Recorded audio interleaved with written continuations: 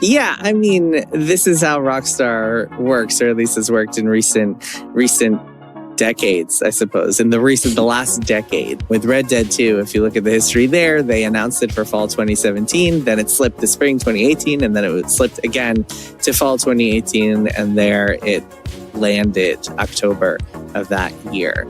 So I wouldn't be super shocked if that is what happens again. This time around, this is a big and complicated game, and the last I heard, it was still not content complete. That is to say that people were still finishing things up, still finalizing levels and missions and seeing what's going to make it into the game. Typically the way that game development works, you have your feature complete, your content complete, your bug testing phases, and there's a lot of kind of boundaries blurred along the way in all of those different stages. But they are still making stuff, and we'll hopefully be done with that soon and just have a whole bunch of time for fixing bugs. But even during those phases, there's always someone who wants to sneak in some last minute stuff. So it's really hard to say, in other words. It's really hard to say right now. And I don't think anyone at Rockstar could tell you with 100% certainty that they will make it out in November. But I think this feels a little bit more real than fall 2025 did. That was never real, and even more real than May did. I think there were people, even when that May release date was announced, which I believe was like last May, around there.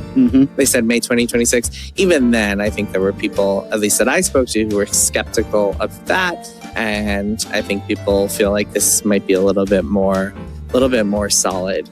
But it's game development, right? It's so complicated. And with a game like this, the stakes are so high.